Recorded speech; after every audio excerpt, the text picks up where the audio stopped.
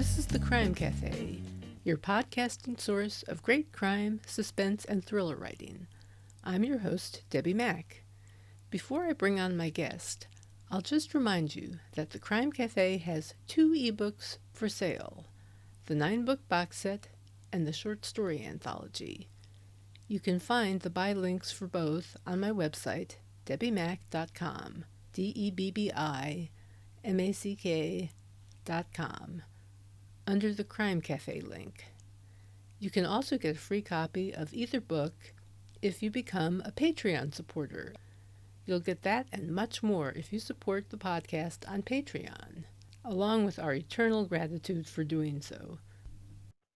Hi, I'm pleased to have with me today another lawyer turned writer, which in my book is always a great thing. A member of the New York State Bar, he's worked as both an assistant district attorney and a criminal defense attorney, not at the same time, of course. And he also practices civil law. He currently represents injured workers and volunteer firefighters, which is way cool in my book. He has written and published two true crime books. His latest work is a crime fiction thriller. It's my great pleasure to have here today Richard T. Cahill. Thank you so much for being here today, Richard. Well, thank you for having me. Well, it's a pleasure to have you on. Your first book was Hauptmann's Ladder, is that the correct pronunciation? It is. Which was a detailed account of the Lindbergh kidnapping. The very beginning of the book, you talk about what drew you into writing this book. Maybe you can do that, tell us a little about that as a teaser for the book for readers. Sure. Well, when I was 18 years old, I was in my freshman English class, and the professor, Dr. Cotter, said that he wanted us to write a research paper. And so I thought, well, no problem. I had read some books about, the Lincoln assassination. I'd do something about that. But then, being a wise professor, he then announced that it had to be something that you've never read anything about or have never done any research on. So part of me, I have to be honest, said, well, maybe I'll just do it anyway. But then I thought, no, I got to follow the rules. So I went to the library and I started looking around to see what I could find. And I found this small book, and it had a whole series of stories in it. Stuff like, did Jesse James die the way history records? Did Neil Armstrong really walk on the moon? Stuff like that.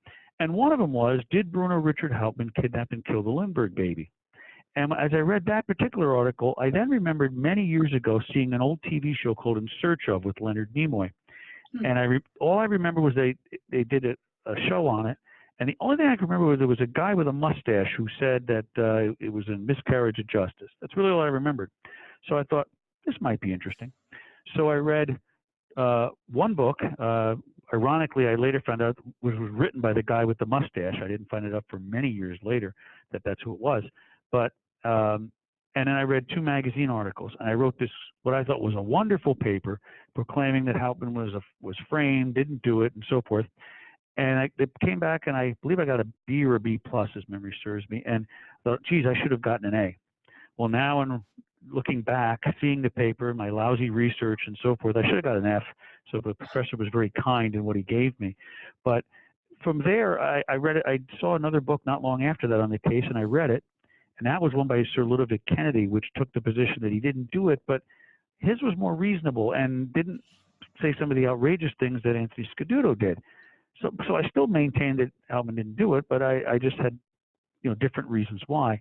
And then I got another book from another perspective that said that he did do it, and I'm reading through this, and I'm like, it was written by Jim Fisher called The Lindbergh Case, and I'm reading, I'm like, boy, he makes a compelling case. So I decided I would take a look at the original source material just to see, what really happened, satiate my curiosity. Well, 20 years later, after going through all this, I thought to myself, you know what, I've always wanted to write a book, and no human being should have to go through what I've just gone through. I'm going to write a book and answer the question. And so I wrote Hauptmann's Ladder, and the rest, as they say, is history. Well, that's fascinating. How many hours of research did it require? I couldn't calculate it in hours. I can tell you that I started my research in, well, 1989, and the book came out in 2014, and I had finished writing it. Well, I finished writing the first draft in 2012. No, strike that, the end of 2011. I had just finished the first draft, but it was very rough, and I had to work on it. And then in February of 2012, my father passed away, and me and my dad were very close, and I was completely devastated, and I needed to throw myself into something just to have something else to focus on, because all I was thinking about was that. And I couldn't be my job as an attorney, because that was something that Dad and I were, his father was an attorney. It was something that really made me think of him. So I thought, well, you know what? Let me revise this book. That'll take me a long time. So I threw myself into that, and in just a few weeks I had it revised. So I said, well, I'll do another revision. That took me 2 weeks. So I thought, well, let me start the publishing process. That'll take forever.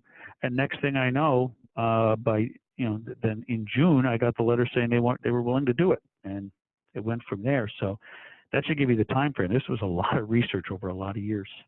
Yes, I was going to say, was most of it secondary, or did you actually talk to people? Well, there was a lot of it that was secondary, but that turned out to be problematic, because many of the secondary sources cite things as truth that are not true. For example, a lot of the secondary sources say that a Daily News reporter named Cassidy completely made up something, that he planted evidence, but there's no evidence to support that he didn't. But it was like a rumor that was going around at the time, and some books picked up on it and printed that, and next thing you know, when magazine articles come out, they cite those books as a source. So I went back to a lot of the primary materials. As far as talking with the people who were involved, most of them had already passed away by that time, and the few who were alive, a lot of them didn't want to talk to people because they had been misused before, where they'd be contacted and then misquoted. And then the two that I did not want to contact, well, Mrs. Lindbergh was still alive then, although she wasn't well. But I had no intention of contacting her or her family, because her other children were not even alive when this happened, and they've been harassed many times over the years by people claiming to be their long-lost brother, and so forth. And it's got to be a burden to them, and they wouldn't really offer anything. And if you want the perspective of the Lindbergh children, there's a book written by Reeve Lindbergh where she makes reference to that, and it's a and when you read that, if you still want to contact her to talk about it, I think you have no heart, because she basically tells a story how somebody came to the door once, and her father went and took care of it. The other person was the son of Bruno Richard Hubman. He was still alive at the time, but he also didn't know anything about it. And the only thing you'd get for him would be something his mother told him, and mother had nothing to do with what happened. Neither did he. So I just didn't see the need to bother them. So other than them, the only other person that was a juror who was down in Florida, but she was very old at the time, and then it was a man named Stockberger, but he didn't want to talk to anybody anymore. He would talk to Mark Falzini, who was the head archivist at the New Jersey State Police Museum and Archives, which maintains all of the evidence, the original evidence, and he would talk to him. He had a good relationship with him. So if you wanted to ask a question, you could go through him. But Mr. Stockberger preferred to be left alone, and I wasn't going to violate his privacy. Mm-hmm. Well, it sure must have been tricky getting at the truth behind all of these rumors. So I really respect that kind of attention to detail and the need to check your sources. And you got a gold medal prize for the book from the IndieFab True Crime Book of the Year. So that's awesome. Congratulations. Well, thank you. That was quite a thrill. I can imagine. Now, your second book, Sidetracked, got an honorable mention in that contest in 2017. Mm-hmm. Now, I took a look at the description of the book, and to say that it's mind-blowing isn't saying enough. It's like the ultimate war story. Can you give readers a little bit of an idea in your own words what the book is about? Sure. There was a murder that took place in the city of Kingston in 1988. The victim was Annie Cathcart, who was a year ahead of me in high school. I knew her, not well, because she was a very popular kid and big surprise. I was a geek. So, but she was always very nice to me. I mean, the popular kids never would speak to the unpopular kids. But unlike a lot of them, she wasn't, unkind. She was pleasant. And it was something that really rocked Kingston when it happened. And what really made it worse was about 9 months before that was the famous Tawana Brawley case down in Poughkeepsie. And as such, at the time this occurred, the Cathcart murder, that racial tensions were really, really tense. And here, when Annie was found, she was found behind Kingston Hospital, which in those days was a wooded area with old abandoned railroad tracks that went through it. And she was found, her body had been stripped, and scrawled on her legs were the letters KKK. And there was a K on her stomach, but it was the KKK on her thighs that was really the big media mover, because as soon as that happened, Reverend Al Sharpton and his supporters, including two prominent individuals, immediately got involved, and two of them came to Kingston, and it turned into a real, I hate to call it a circus, but it really was. I mean, the Reverend made a comment that was picked up by one of the papers where he said that that if the district attorney heard something moving in a tree, it wasn't a cat, it was going to be him. The idea being that he was watching him and so forth, and a lot of outrageous comments and so forth, because what happened thereafter was Annie Cathcart was of mixed race. Her mother was Caucasian, was white, and her father was African American. So initially, of course, then you see the KKK with someone of that race. That immediately is going to inflame tensions. And then they arrested a man named Kiernan for engaging in illicit activities with the body, we'll say. It's more details given in the book, but I don't know the age range of who's listening to your podcast, so I don't want to go into too much detail. But suffices to say that if you read the book, there's a comment that the guy makes that's incredible. But regardless, if you're laughing, I guess you read it and know what I'm talking about. But anyway, he was arrested for that. And so Sharpton and his supporters began to say that this guy was a scapegoat, and they were covering it up. At one point, one of his supporters made a comment that would lead one to believe they were accusing the police. They never actually directly said that, but it was some people thought that's what they meant. And eventually they made an arrest. They actually arrested a guy who did it, a man named Jeff Dawson, who was also African American. So the racial part of it appeared not to be, it really wasn't the motive or anything. And at that point, Mr. Sharpton left Kingston, and to the best of my knowledge, has never returned. So it was a really wild. I mean, this one, the few weeks before the arrest, it was really, really tense in the city of Kingston. And having grown up there and lived there, it was something to remember. There's a mention in there of Interpol and the CIA, I think. Well, Kiernan, the man they arrested for doing improper things with the body, he was not mentally stable. He had some serious mental issues, and he used to go around claiming that he was a member of Interpol. He was a member of the CIA. In fact, he made comments that he was undercover at the time that he was arrested, and he said one thing about, I guess I went too far. I let my hair grow too long, and he had serious mental issues, and so he made a lot of wild statements, and he became very much a puppet being used through this whole thing, because initially he was very, he admitted what he did. He was very sorry and so forth. And then later he began to say he was a scapegoat and he was being set up and so forth. And I actually was, through my research, able to come to a definitive conclusion as to whether he was guilty or not. But for that, you're going to have to get the book and read it. But I was able to pretty much prove his guilt or innocence. And I can't say why. One, because I want you to buy the book, and two, because it would require me to be a little more descriptive of what he did than I'm comfortable doing without knowing if children are listening. No problem whatsoever. Well, it sounds like a fascinating book. Well, I think so, but I'm a little biased. Well, just a little, but that's okay. That's understandable. Your third book, Aftermath, The Aftermath, has been described as a crime fiction thriller in the mold of Michael Connelly, but with a faster pace similar to Stuart Wood's. Well, that's my description. Tell us a little about it. Okay. Well, it has not yet been published. That description comes from the the letter that I've been sending around trying to get it published. I've had some interest, and hopefully will be published.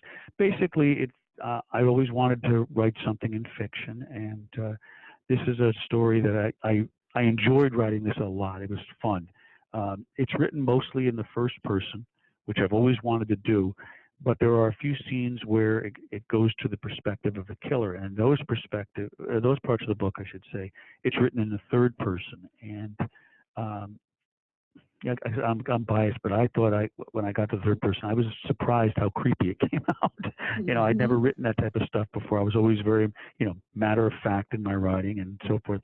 And so this was, an attempt to branch out. I'm hopeful that, the manuscript is done. It's copy edited. It's all ready to roll. I'm just hoping that, I'm waiting. I got a few agents I'm waiting to hear back from. I'm hoping that we're going to get that out in the near future. But I'm looking forward to it because my hope is if it gets out and people like it, to be able to make a series about it. It's and what I can say is basically the gist of it is that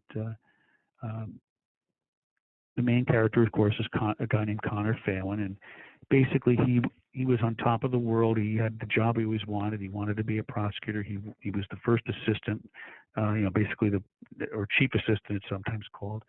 And he was seen to be the next DA, because it was a powerful guy who was the county DA, and he was looking to, he was married to another assistant DA in the office, and they were expecting their first son. And then tragedy struck out of nowhere, and his wife and child, an unborn child, died. And he could not continue at the time as a prosecutor. He basically shut down, and he took a job down in New York City, where he would commute from Rockfield, New York, which doesn't exist. It's just a place I made up. But it's the idea of it where it would be is somewhere near the area of what is now what's called Greene County. It fits in somewhere in that area.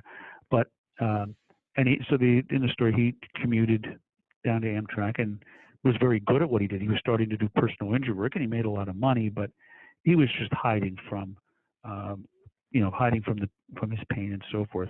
And as the book progresses, he's, I can't go into too much to reveal, but basically there's the person that he's going to be up against who's a killer had a similar past, the killer lost his family in a similar way, a little more horrible, but and he lost his mind and turned to murder as a way to, in his demented mind, to purge his pain. And it's kind of a story how two people with similar stories went totally different ways, and now in the aftermath, the two of them are trying to get back to where they think they need to be, and inevitably the two of them have to clash, and only one can survive it.